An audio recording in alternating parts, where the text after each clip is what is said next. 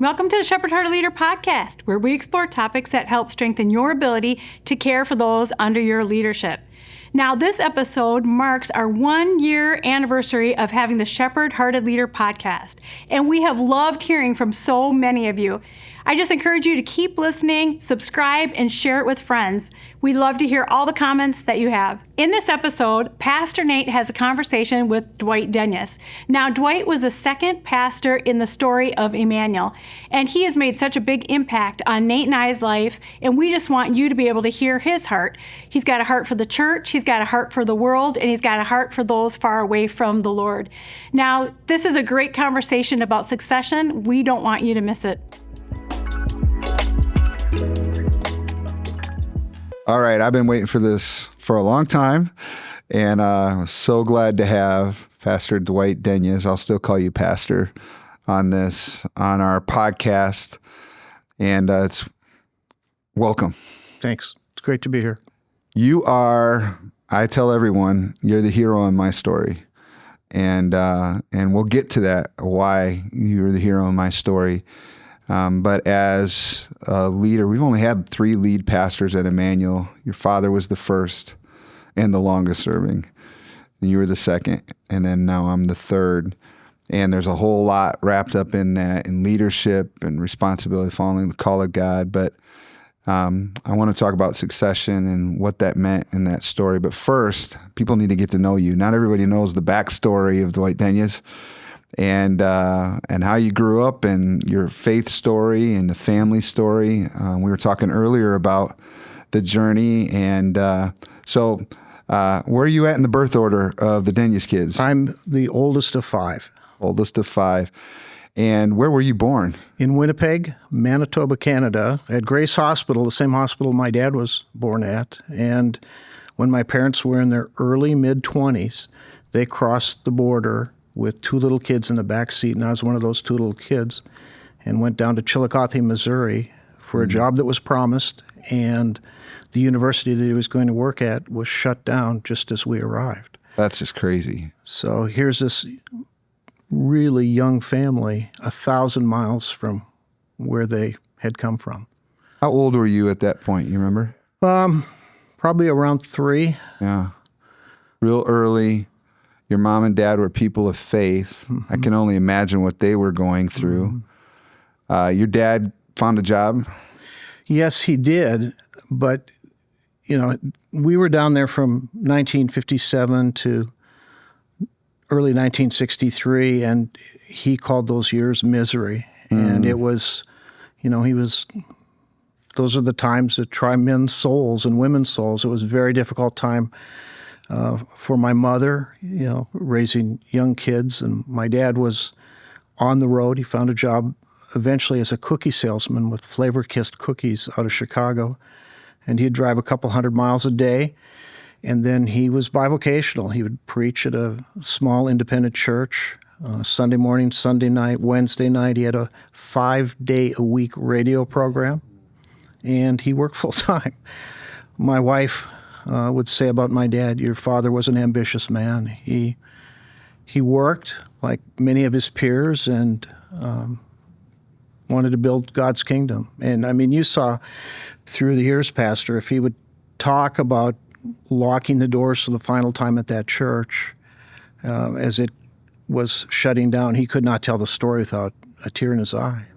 But that prepared them to step into what God had for them here in early 63. So he called it misery in Missouri, essentially, a play on the word there. What led the family to come to Minnesota? There was a woman, a mom with kids that her parents attended the church in Chillicothe, and she had told us and her parents that there was going to be an Assembly of God church started in Fridley, Minnesota. And just before we came up here, my dad explained, we're going to go to Fridley, Minnesota, and they're going to start an Assembly of God church, and he felt called to pastor it. And I was 9 at the time, and even as a 9-year-old, I knew that we had never in our lives been in an Assembly of God church. Mm-hmm. And now as an adult, you look back and think, why would these people even entertain the possibility of hiring him? Because it didn't look on the surface like he had been a great success in Chillicothe. And that church was probably a church of maybe 36 people. So it was really, really small. But he worked hard. He was faithful with the things that God entrusted to him. And, faithfulness is the currency of heaven. Yeah. So that's in the Gospel of Dwight. And there are a lot of chapters in the Gospel of Dwight. Lots of phrases that I still speak that I got from you.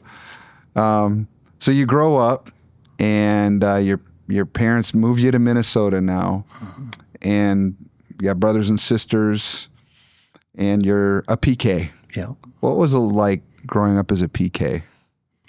Well, you'd be the first one to get to the church in the morning, or in the evening on Sunday nights, Wednesday nights, and you'd be the one, your dad would lock the place up. So it involved a lot of time. Kids, when you're a kid, and I'm speaking, probably grade school and that, it was just different. I don't think later our girls they seemed to process it better than I did as a kid. So, yeah, it was okay. Yeah, and being the oldest, sometimes oldest are the most independent. Yeah. They kind of go on their own, and they don't follow the family all the time. They kind of just do their own, plow their own way. When you graduated from high school, what did you do then? Just within a mile of our house was Target's first and only distribution center. It's still there.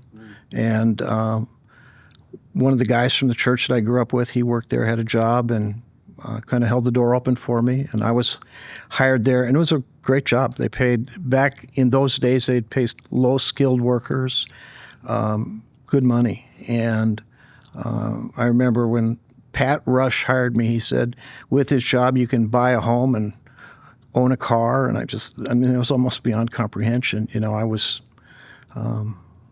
still in my late teens at that time. So I worked there for a number of years and then transitioned into real estate. So how old were you when you started real estate? Well, I started in 1978. I would have been 24 when I started. I grew a mustache so I'd look older. There's still photos of that, unfortunately. Yeah.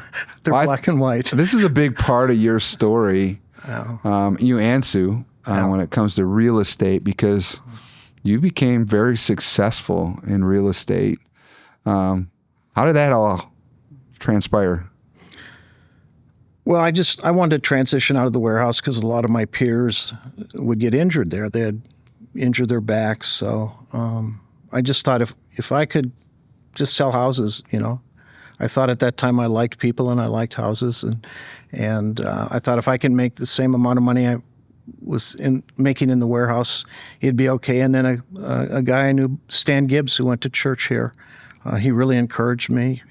He was buying and selling apartment buildings and investment real estate. And he, so often in life, somebody encourages you and holds the door open. And this is 1978, and I remember those conversations and how instrumental he was in helping fortify my lack of courage. So Sue and I both grew up in Fridley, and she's been here since she was a preschool kid, and we've lived in Anoka County almost all of our lives. It's, we must have drank the water too early in life, so we've stayed here, enjoy it. My father's prayer was that he would not have to move a lot, that we could settle in, put down roots. So that's been enormously beneficial to my wife and I, because we both have friends that go back many, many decades. I had a friend over for supper last night, and he remembers the moment I really encountered Jesus in a profound way. He said, I was there, and Talk about that. well, I just have guys. I mean, when I came here, I was 9, and some of these guys were 8, and my age, and plus or minus a year. And the first service of Fridley Assembly of God, that first Sunday in May of 1963, was held in Theron and Evelyn Horn's home, just off of East River Road. And Theron, he owns a business just down the street from where we live, and he'll often stop in for supper or, for a cup of coffee. He knows we're a soft touch. And he was over last night, and we were just talking about that. There was an Emmanuel event for students, and it was somewhere around St. Croix Park and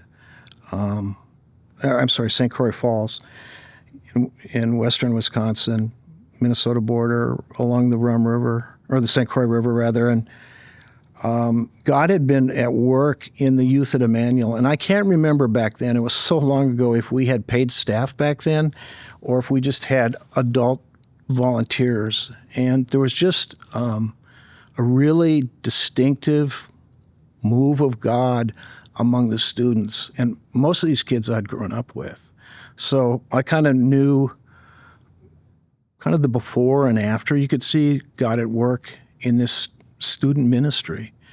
And my recollection is, and it's more than 50 years ago, but I think I drove my car up there and joined on a Saturday late afternoon. And my story is that we were sitting around a campfire and picnic tables and chairs and blankets and things, and everybody held a candle. It sounds kind of hokey.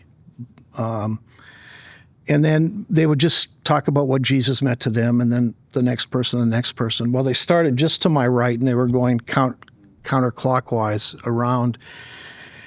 And, I'd been baptized. I grew up in the church. I'd had encounters with Christ, but the person on my left, when they went to light my candle, if you had been able to freeze time and said, Dwight, what's going to happen next? I had no idea what would happen next. And it's hard to tell this story more than 50 years later.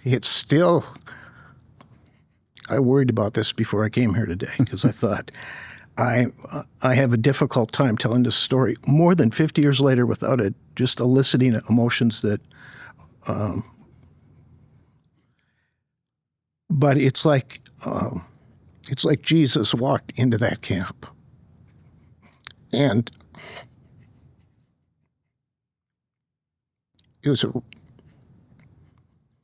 an unexplainably profound experience. And I realized that God loved me. And, that's not new information to most of us, that God loves us.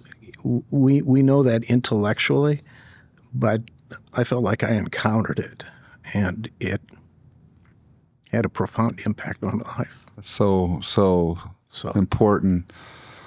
I was hoping I wouldn't get teary. Oh, I'm happy that you did. You know me, like, hey, let's make this real. Let's make it authentic. And for you, that's the epicenter for so many other things that happened in your life, because even when I got to know you more years later, your desire was for friends and people in your friend group, not even just church people, to have an encounter with Jesus. Mm-hmm. It's super important to you. Many people lose the sense of their being in tune with that moment, and they forget what it was like without Jesus. But you haven't forgotten.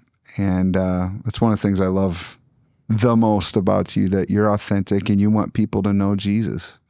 One of the things that I really learned from my own experience is that people can think, or we can think people are far from God.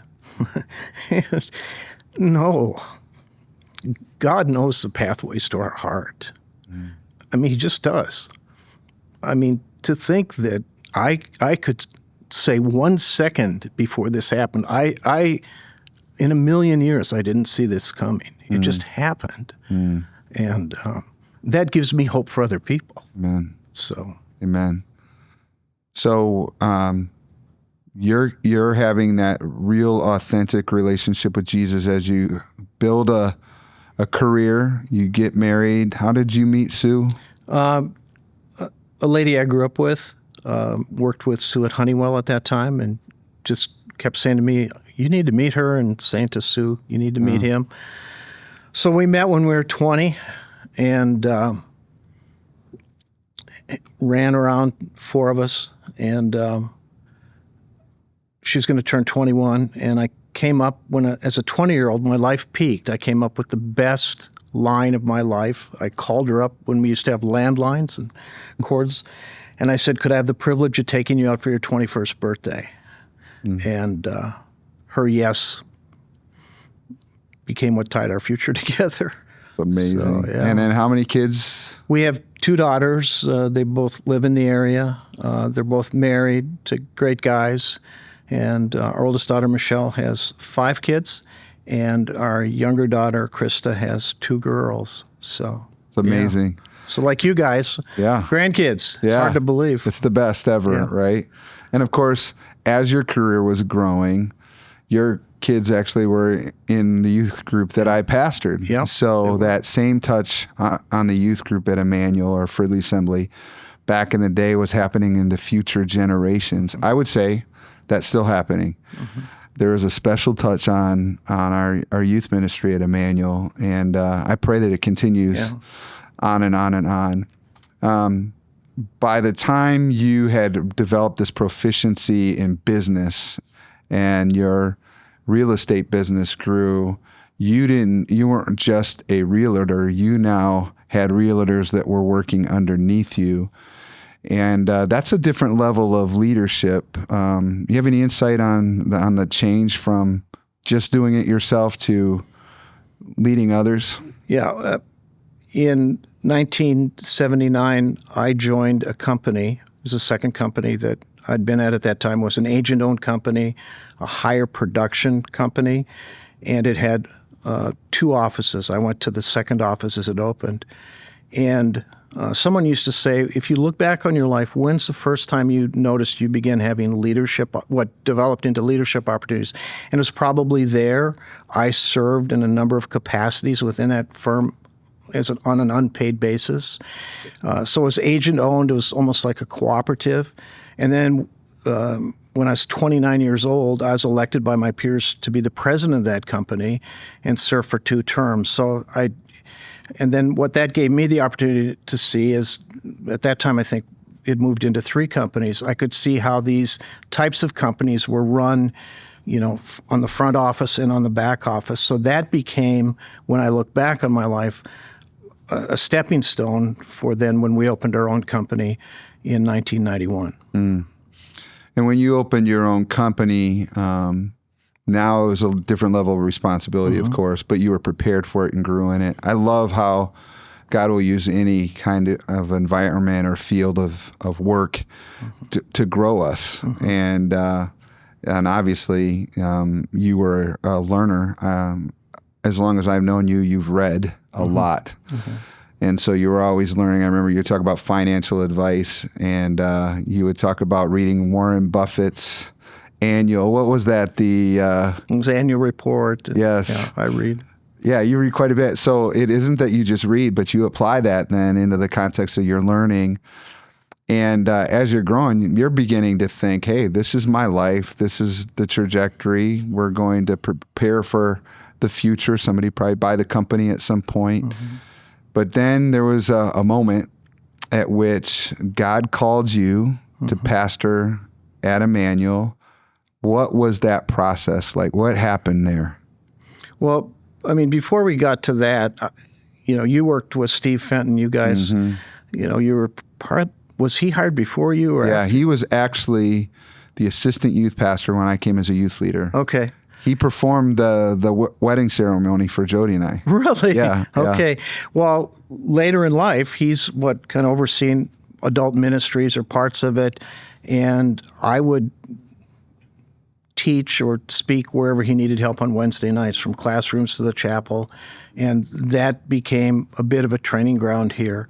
And then, so we started our business, and the thing grew much more rapidly than we anticipated. It did, and my business partner had been saying for years, he said, you're going to leave here and go into the ministry. And I just blew it off because, I mean, there are millions of people in the United States that volunteer at their churches and organizations and serve. And that's what I thought I was doing. And then as things unfolded, I, at some point in time circled back with him and, you were right.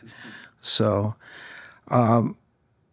your question was, how did you end up going from real estate to actually pastoring? Well, my dad asked me if I'd serve on the board, and that was maybe one of the initial steps, and I wasn't real sure about that, because I was his kid, obviously. Mm-hmm. And so I did, and he had, he talked a lot about, probably when he was in his 60s, about not retiring and working to the end. And then he had his staff read the book, I think it's The Very Large Church, and then he had the deacons read it. And one of the key things that caught his attention was the idea of succession. And I'd never seen that because I'd talked to him as his son, okay? So I'm the same guy who didn't see Jesus walking in.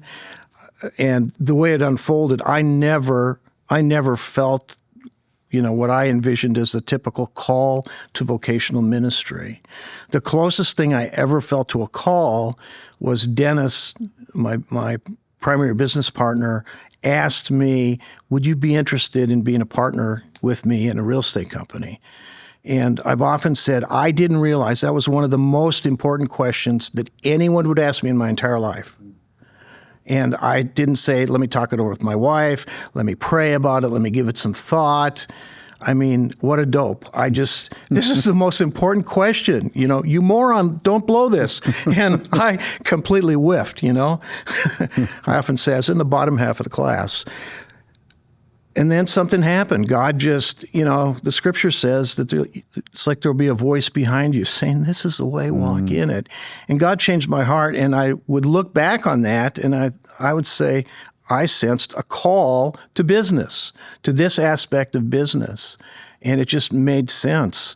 And that also comforts me, is when I'm being dumb or stupid or not thinking, God's grace can step in and rescue my sorry soul, So wow. I'm the guy who said, you'll make lots of mistakes. Yes. That's from my own experience, So, yeah, you felt the call on the business side of things, and then there was going to be another call, if you will. So I remember getting together at my folks' house on Hayes Street, and I was on the sofa, and my mom and dad were each in their chairs that they sat in all the time. And I had pushed my dad a bit, as only probably a son can, because I didn't have a dog in the fight in my mind. I attended here, I gave here, I volunteered here, but I didn't have any aspirations or sense of calling whatsoever to vocational ministry. I was fine. I was good to go.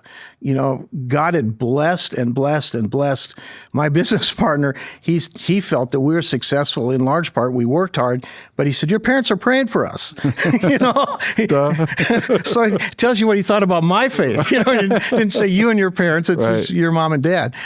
So, I was pushing my dad. Well, what do you've led your staff through this, you're leading, what's the end game here? And he told me, he said, I think you'd be the best one to step in at some point when he steps out. And I was completely dumbfounded.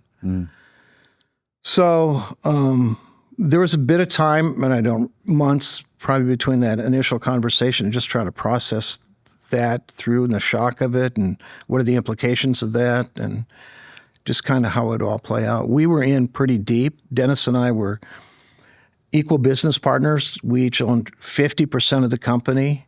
There wasn't a 51-49 owner. We were equal partners.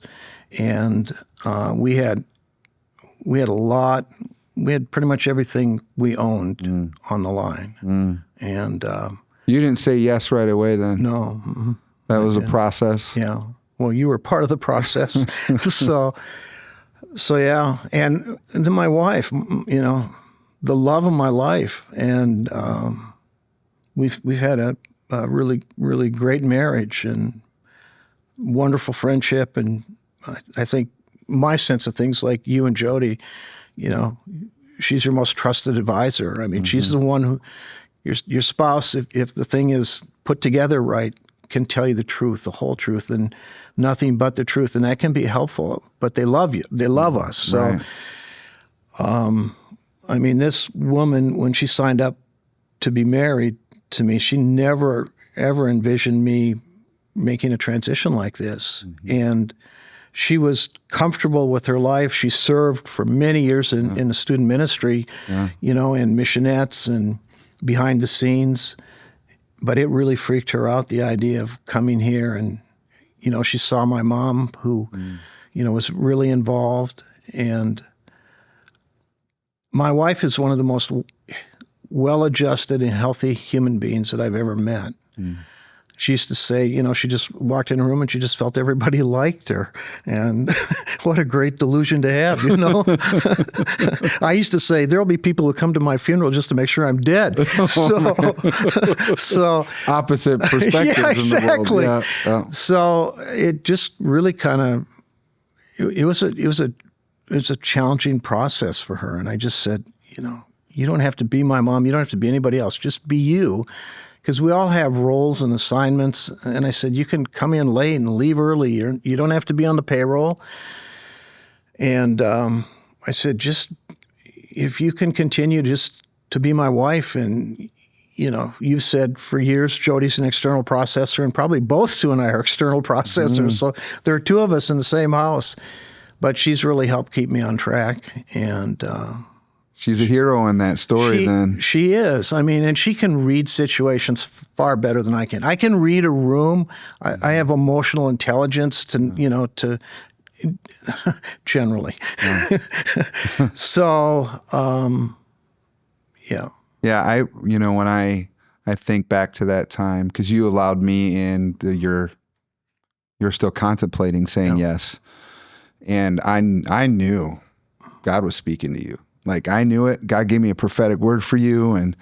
And for me, it was like, duh, you're not going to do this alone. But some of your concerns were, I've done business with a 50-50 partner. And in the role of lead pastor, that's not what they're looking for. They're looking for one. Moses, go to the mountain, find out, and come down and tell. So expectations of the people were an issue, and it certainly was for Sue. What are they going to expect her to be? Your mom, to be involved in? What is she needs to just be who God's designed her to be. That's a common thing in succession stories. Is it really? It really is. For those that are coming in, some of the fears, and they're real, because the previous era had been led a certain way, and there's a certain equilibrium to how things worked within, or a peace within the church. And now you get a new leader coming in, and they just assume, the people do, that the spouse would do what the previous spouse had done. And so that's a legit concern. So Sue was dead on that, without being wrong, and without your mom being wrong about how she led it. But that's a big thing to work through. Eventually you got to yes, and you said yes, and you stepped in. Now, you didn't become the lead right away. You jumped in on as the executive pastor, but your dad let everybody know that at some point you would be stepping into that role. So how long did that go from when you start till you became the lead? 4 years. So 4 years. That seems like a long time. It did. Yeah. What was that like? He put me in the pulpit the first month. And I'd been in the chapel and small classrooms, and I think that was really wise. Let's see if the boy can swim. Throw him in the middle of the lake, huh? Right. So we survived that. And, I mean, it was okay, but, I mean, I didn't know how to be an executive pastor. You were there. I did not know. And, I'd been the co-star. When you're a founder, I mean, neither of us were founders here. Right. Right. We're not going to, I knew I would not be the winning pitcher here. because I knew I was a transitional leader. So I can be the losing pitcher, but I won't be the winning pitcher. My job is to keep us in the game. So I'm getting ahead, But, So your mindset, though, that's a big deal. You saw yourself as a transitional leader. That helped you interpret what was going on and what you were going to do. Right. So my dad, he wasn't certain when he was going to leave. And I was aware of that. And so it was a huge culture shift, because when you're a founder, I mean, my dad was celebrated here in a way that I wasn't. And I was okay with that because it was my dad. And I knew my role. I was celebrated in my business because I was a co-founder. So Dennis and I were co-stars in this movie that we were making together. Yeah. Okay. And then when I left, Dennis loved me, but he thought, I get to be the leading man. But you have more lines in the movie when you're the leading man as opposed to being the co-star. So, but I remember saying to my dad, and years earlier, I said, my job's kind of like your job. We had multiple offices, and it's kind of in part management by walking around. You kind of pastor and lead people, and when they crash and burn, or when they're at the high point of their lives, or when their hearts are breaking, you're there for them. And so it's a great platform, and it's something that I loved because we recruited lots and lots of people, and it was natural in the real estate world what you did to translate into management on the team here. That was one of the refreshing things that I enjoyed when you joined the team and I was on staff as youth, is that I felt like you wanted me to be around you. Yeah. Like you weren't put off by it, and your humility was super attractive to other staff members because you were genuinely interested in what they saw and what they thought. You were interested in our world too, not just what you wanted us to do for you. I could see that totally jumping in. But now, then when he does step out of the role and you step into that full, how did that feel? You became the lead, the senior pastor of Emmanuel. Well, if I was indeed a transitional leader, there were two things that would be important. One would be how I go in and lead, and the other thing would be the bookend on the backside, how I go out. So going in,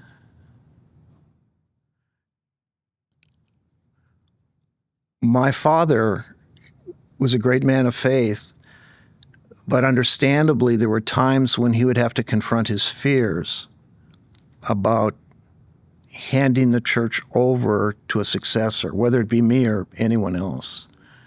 And he would at times have this fear that the church would implode. That would be the word he would use. And understandably, this had been a good part of his life's work. And what did he say to you? Take care of my baby? Yeah, he did. So I don't need to tell you these things, And there is something that is I don't know if it's called clinical, but it's a dynamic that all founders of businesses, founders of churches have, and it's called founder syndrome. Yeah. And the idea is that they've worked so hard, blood, sweat, and tears, that they are almost connected to this baby that they have. And so when they think about letting go of the baby, it's hard. It's like letting go of themselves. Right. Yeah. Yeah. So my dad was still here, and I was okay with that. He was real good going into it, but once it became, once the mantle passed, he was exceptional. He was exceptional. What did he do to make that exceptional? He had so much accumulated goodwill over the decades as a founder. I mean, he could have crushed any successor just, with the roll of his eyes or a private comment that spreads like wildfire. So he didn't do any of that. He never did anything to come close to undermining me. And that's been important for me with the succession to you. Because going from me to you, I've my rule is I will never say anything to anyone, even my very closest friends, that I wouldn't say to you publicly. And, I have, without exception, had yours and Jody's back. I felt that. Not that I've needed to, but just that's where my heart is. I know beyond any doubt that you were God's chosen person to succeed me. We went through a process that was an astonishing, grace-filled process, and there were 11 people that voted privately, 7 deacons, 2 staff people. My father and myself made our feelings known in the transition to the nominating committee, and our deacons, each of them said they didn't have a number 2 choice. You were number 1. As I went around the room with them, I mean, it was such a God-ordained process that we went through. I mean, we believed that God had spent years preparing someone for the position that you have, and I believe that 11 or 12 years later to be true. Yeah, And you've been great. Well, you've been. That's why I call you the hero of my story. Is there is no success for the successor without there being intentionality to the one who's handing it off. Mm-hmm. And then what you do after you've handed it off. I think that would be true in volunteer roles within a church. That can be true in everyone is an interim leader. Yeah, right? I like that. It's parents too, right? Like when your kid graduates and they're ready to take off and you're still critiquing them, that's not time to critique anymore. Right. And how you handle yourself as you let go, that's an internal battle, because it's not that you don't see things that you would disagree with. It's not that you wouldn't do it different. It's that you choose to support the present leader and the one that's taking it on. And you did that with your father, and then you did that for me, and I'm entirely grateful. In that period of time, how long were you then the senior pastor after you had been an executive pastor? 3 terms, which was 7 years. And I told the board when I was hired in April of 2002 that my best guess is that I would be here for 10 years. That was just kind of, I saw a pattern in my life. And I served, I think, 3 weeks short of 11 years. So it's pretty close. You had even said that to me privately when you were wrestling. It was almost like God had planted that time period in your head and your heart. Yeah. And if we fast forward to 2012, and that was when you asked me to come and speak on New Year's Day, and I did. And then you said, "Hey, can we go to lunch this week?" And we talked. And then you shared with me, "Hey, Nate," and this is my recollection, I know when my last day is. Mm-hmm. And you talked about that next March annual business meeting. There's going to be a new pastor. And you said to me, and your job was to be like Abraham's servant, to go find a spouse for your master's son. And I sat there, much maybe like you did with your dad years before, where I was not even thinking of myself at that moment. I hadn't thought I would pastor again. I was working at North Central, and you said, I think you're the guy, Nate. And you told me then, listen, there's other people that make the choice and all of that, but you did have influence on the choice of what would happen. And I said, well, have you considered these things? And I think I went into like consultant mode on you, and I don't think you heard what I said, Nate. And one of the things about that part of the story that I'm very grateful for from you is you didn't make me make a choice at that meeting. You allowed God to work in the process. And you said, why don't we meet again and we'll have a conversation? And that became about once a month. And when my schedule was pretty full at North Central, and I said, well, when can you meet? And you said, whenever. And you rearranged your entire schedule so that I could meet with you on my time. When I look back at that, I go, that was pretty amazing.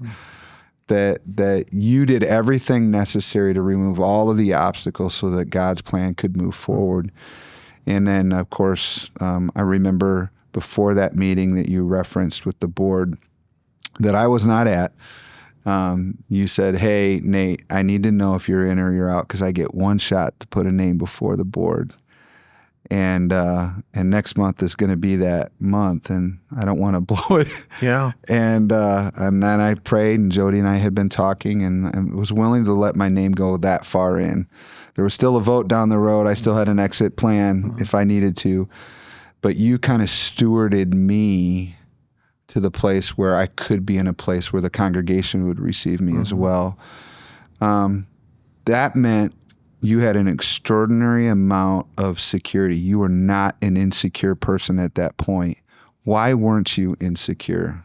I believed in the plan at that time. I believed that God was sovereignly at work, and I believed in my heart that God was preparing and had been preparing for some time our next senior leader. And I knew beyond any doubt that my assignment was coming to an end. And I knew to the day, because I knew when the business meeting was, so you just work it backwards. And my wife had known to the day. And there was a lot of God's grace that was at work, God's enabling power, God's favor. And I had a deep, abiding sense that it would all work out. Dallas Willard used to say, Christians burn God's grace like 747s, those big old planes taking off the runway. And during that whole transition period, there was an extraordinary amount of grace on the leadership of this church and on the congregation.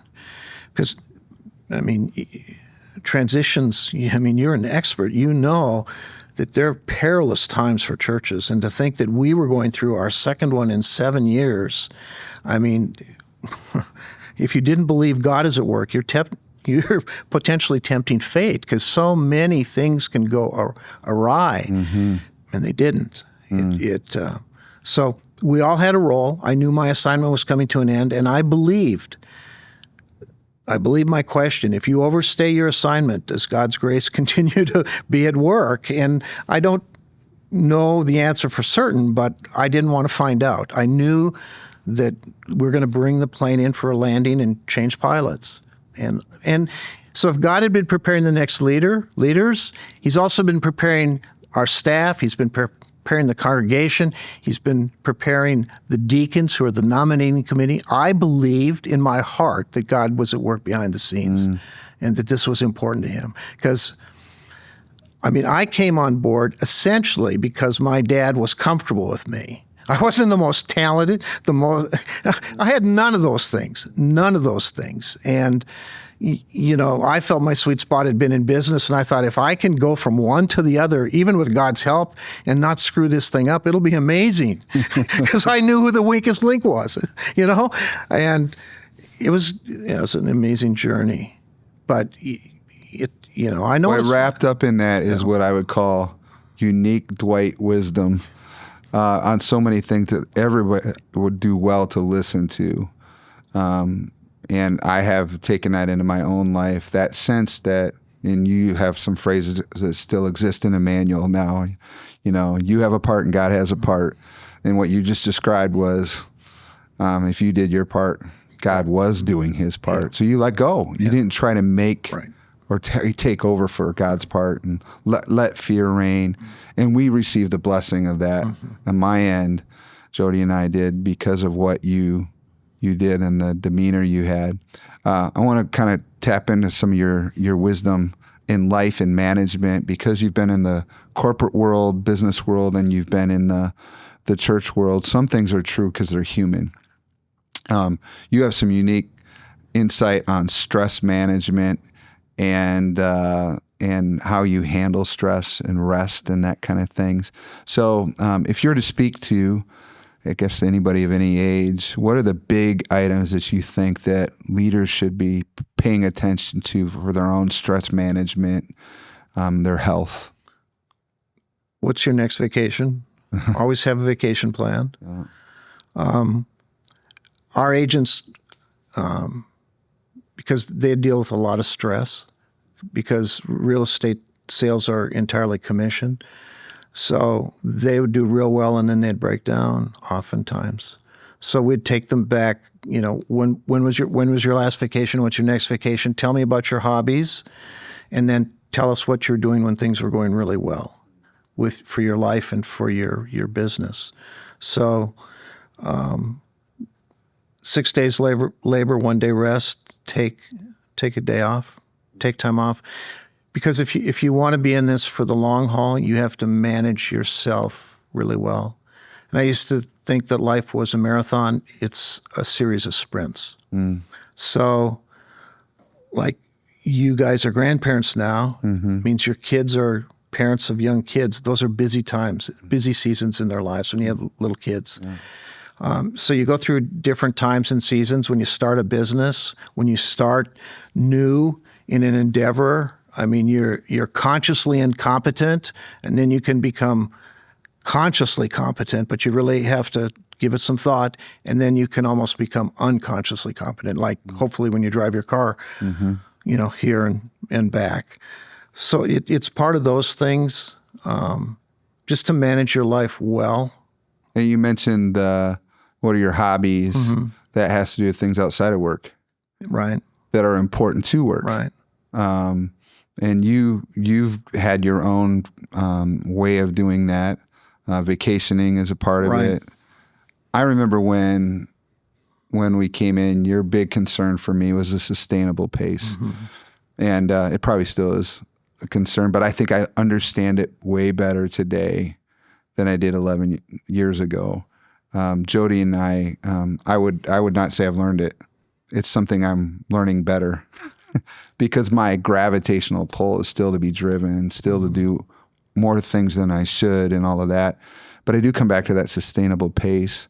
Another thing that you talked about is if God has called you to step into the senior pastor role, for example, and that could be any role for anyone, you said there's a certain grace you have while you're in that that you won't have when you're out of it. Correct. Talk to me about that a little. Well, we had hundreds of people praying, and that made a difference, and I felt we needed that. The other thing that's helped me is walking. I walk quite a bit, and that gives me time to also process my life, my spiritual life, my walk with God, also to get direction from Him. And I still do that when we're in, when we're in choppy waters and things. Every leader, you're going to go through a season when it feels like it's raining pitchforks and bowling balls, and you've got to come in extra close to Jesus and walk with Him and find His rest. And, that's what Hebrews promises. There's a rest for the people of God. So, it can be tough, but we can find that place. And, I didn't answer your question. Yeah, that's okay. But that rest piece is I actually think it's one of those things, like you have a doctorate in life that I want to follow, that others should follow your pattern and the things that you've learned. And the grace that you live within is such a big deal. And I would say stepping into the role that you once had at Emmanuel as the lead pastor, I did have a grace that I didn't have the day before. But that isn't necessarily enough because I still got to take care of Nate. In other words, yes, God will give me grace to handle things that nobody else could handle maybe at times. But from a sustainability standpoint, I feel like I have to follow what you're doing. And once in a while I get lessons that remind me I need to get back to that pace. One of the things I find as part of the calling, God gives you favor. Now, we can get pushback from congregants and haters, and that's a real thing because we live in a very tribal age right now. But the amount of, as part of that grace, God gives favor, so people kind of lean in to what God is doing through us and through our leadership. And it still amazes me the power of the Holy Spirit when you're speaking and you realize these people hear me, but I'm almost background noise because God is speaking to them with great clarity. I mean, you know what that's like as you're up there. That's still a tremendous mystery to me, and it's one of the most extraordinary things. Yeah. It really is how you can have an impact, how God can use you to have an impact on people's lives. Let's talk briefly about life after.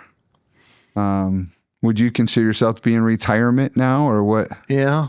I was looking through some of the stuff that has been written about our time, and there was a communication I had with you where I said I don't think I'm retiring. I didn't know. The closest I'd come is I'm taking a sabbatical because I've worked for 41 years and I need a break.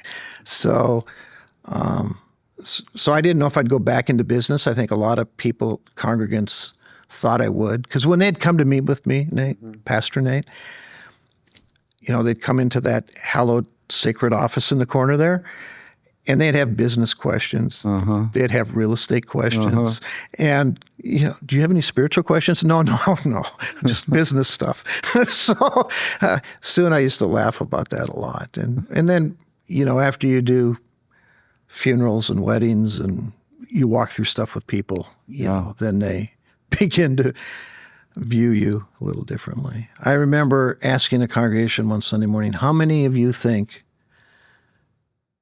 that my life is blessed because of my parents? And virtually every hand in the house went up, and I think they're thinking, I'm glad you're smart enough to finally realize this, because I think they see me standing on third base and they think, I'm thinking I hit a triple, and I didn't. I was on third base because of things outside of my control. And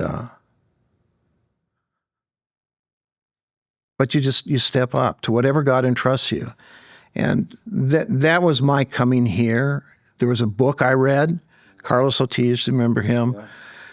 He read a book probably in the summer of 2000, The Prayer of Jabez. And that book sold millions of copies. Bruce Wilkinson, I think, was the author. And there's one part of it that just really bothered me. It's the part of the prayer where he says, will you enlarge my territory? Will you give me more responsibility? So that set me up for the problem that I was going to encounter with my dad's conversation. So sometimes you don't want more responsibility because your life is manageable.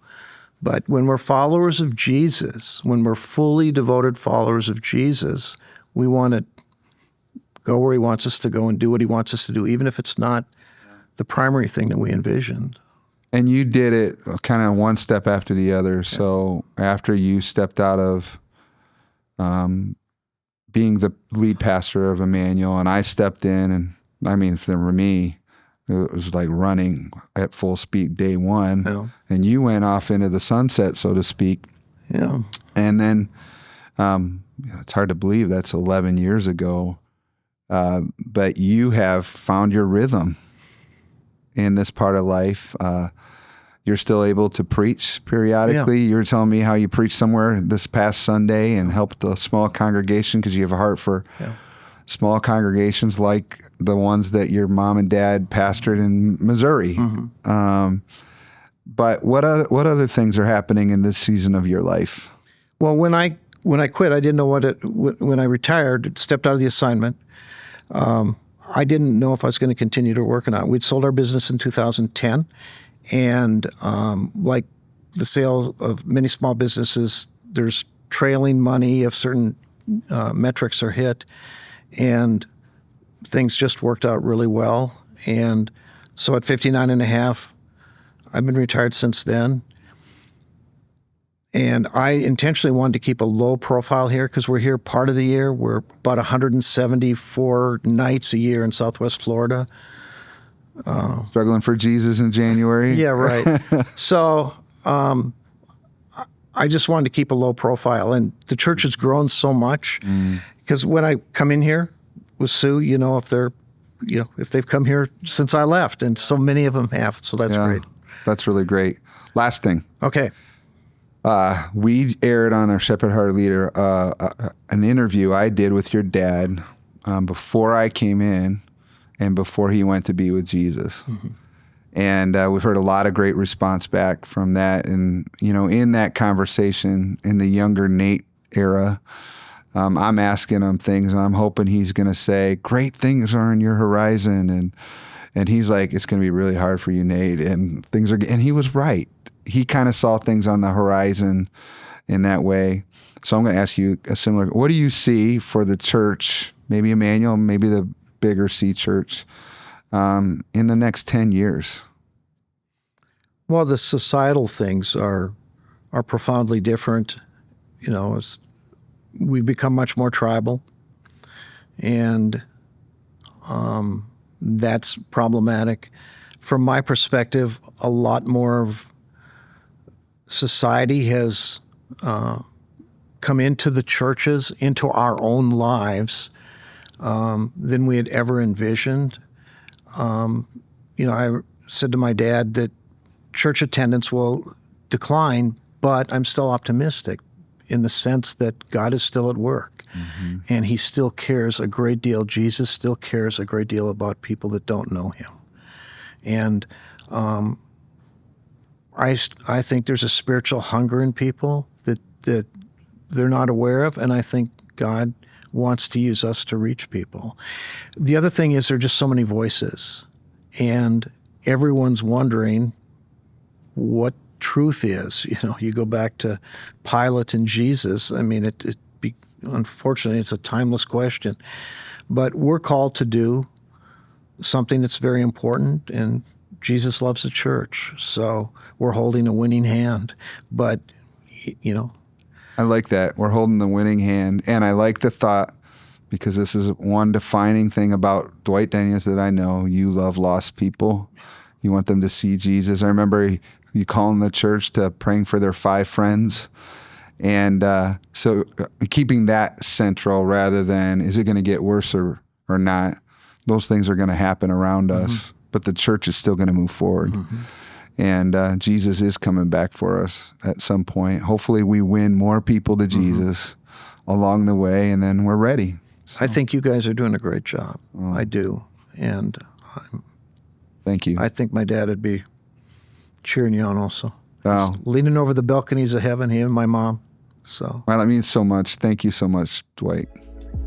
Wow, such a great conversation. Love hearing all of the wisdom from Pastor Nate and Pastor Dwight. Now, again, this is 1 year into the Shepherd Hearted Leader podcast, and we are so excited for all that God has done and all he's going to do in the future. And so I would encourage you to subscribe so you don't miss any future episodes. We're so glad you're on the journey with us. And until next time, keep leading well.